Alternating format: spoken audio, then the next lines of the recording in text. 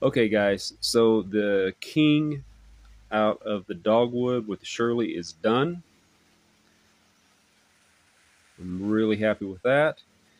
And so the last piece we have to do is a king out of the hickory with the woodsman. So I'm going to set this down, and I want to talk a little bit about the pinky lanyards and why I like them. Um, First off, the construction of this thing is just 550 cord with a Turk's head knot. Okay. Now, if you notice how it's sitting there, it's off to one side. That's why. When I'm using the knife, the knot is not in my way. Not in my way. That's pretty funny. It's offset. All right. One of the handy parts about this, since it's a blade heavy knife, the lanyard, even though I feel the pull, it's still comfortable and it kind of offsets the weight a little bit.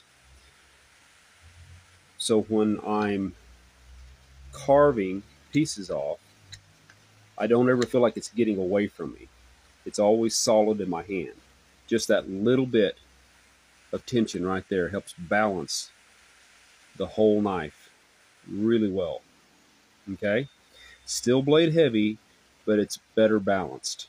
And the other reason is it's just the pinky lanyard is just long enough to keep my hand from sliding somewhere I don't want it to go. Okay?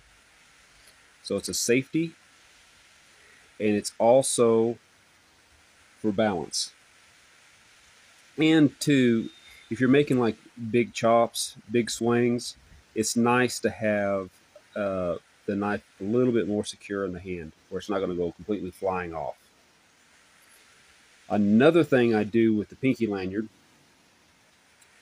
is when I'm using the saw, all right, see where the knot's at? I'm using the saw and I'm grabbing down here. I don't want my hand to slide forward. That is an absolute straight razor. So grab here, it's secure, and I can saw. And I don't have to worry about this hand. So anyway, that's just a couple reasons why I am a big fan of the pinky lanyards. I didn't start off liking them with the Woodsman, as you guys will see in my other videos. It actually started off with the Bark River tracker, and the reason was it just couldn't chop that well. Well, it chopped better whenever I could do the extended grip down here, and it would lock into place. I don't need that with the Woodsman.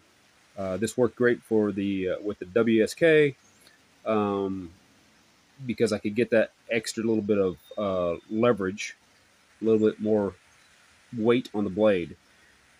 With the Woodsman, there's enough weight here. It cuts so well, I don't have to worry about that. Anyway, just wanted to bring that to you guys' attention. I'm going to try to show this on video. See, I've got that right there. It's all secure. It's balanced well. Put my thumb back behind here, and I'm just going to take little slivers off. Okay. For me, this feels way more secure than whenever I'm like this.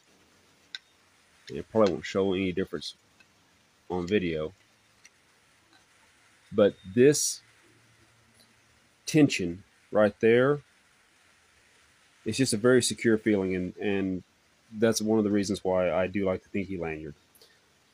Another cut we can do, and you guys will see this.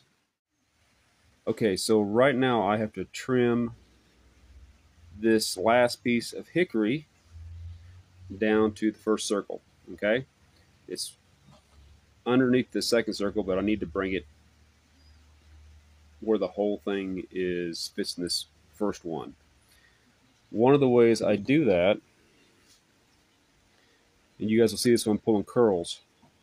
I'll hold the wood in this hand, not super tight, because I don't want to bind anything up. I don't want to build up energy while I'm doing this, because if you do this wrong, you're going to get cut. Holding the knife, I got a little bit of a secure spot right there on the scale. My thumb's right here. The actual balance of the knife is right in here. Okay? So I've got the knife balanced. I'm trying to make contact right in here. Okay? And the goal is to pull a curl off nice and thin and to help round this stick. So I've got the weight here. It's all balanced. And hopefully I can get this on camera halfway decently. My arms are extended.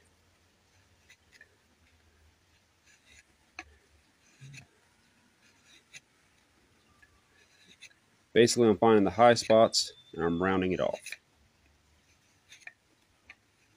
It's a very handy thing about using the Tracker quarter round.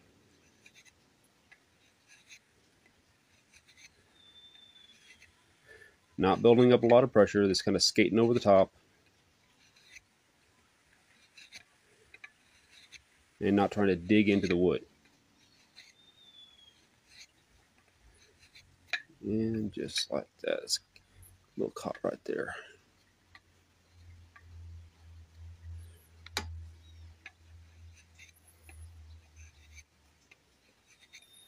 Okay, all right, so I'm going to keep doing that until the stick is trimmed all the way down to the correct size, and then I'll start carving.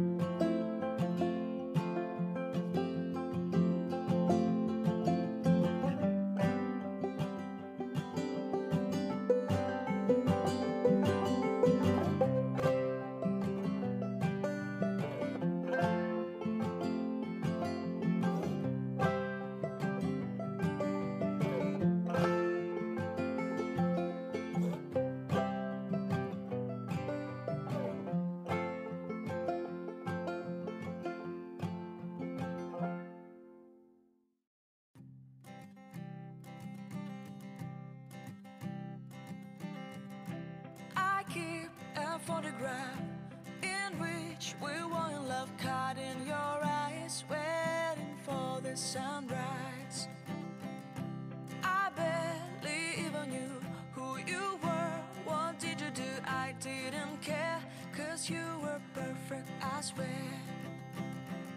But somebody told me that it's over. I know it's true. You made me happy for a while. I remember fleeting times when we slept on top of cars. Now I don't know you, you don't know me too. I remember fleeting times when we watched the sparks of fire. Now I don't know you, you don't know me too.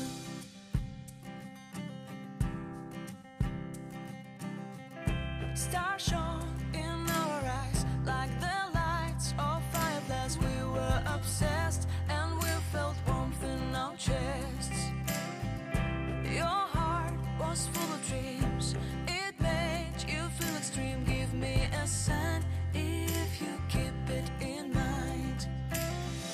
But somebody told me that it's over. I know it's true. You made me happy for a while. I remember fleeting times when we slept on top of cars. Now I don't know you, you don't know me too. I remember fleeting times when we watched the sparks of fire. Now I don't know you, you don't know me too. We knew we'd be forever young. Now I don't know you, you don't know me too. I knew that love would never die. Now everybody's on their own. If I could see you now, you would stand out from the crowd, and maybe you would notice me.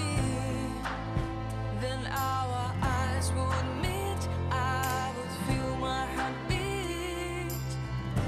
When you looked and smiled at me, back then our love was so strong. We wanted this to go on, but now it's only a pleasant memory. If I could see you now, you would stand out from the crowd, but you would not.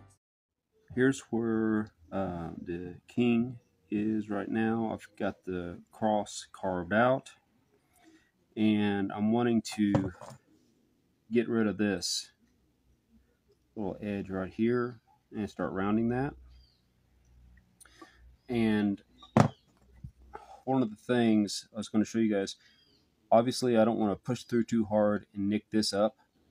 So if you put your thumb right towards the point, I've got the handle resting on my leg. I'm just doing a series of little push cuts, right? And it stops, or at least slows down the blade or the tip from flying out after you cut through the piece, so it doesn't nick up your other part right up here.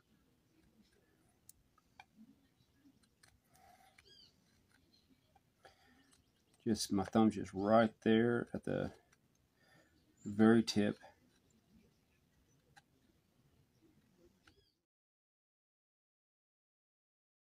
Alright guys, the chess set is done. Here is the complete set of dogwood carved with nothing but the Shirley. And here is the complete set out of hickory, carved only with the woodsman. Now I don't know you, you don't know me too. I knew that love would never die. Now I don't know you, you don't know me too. Alright, all the pieces are carved and I'm super happy with them. Every one of them you can tell individually.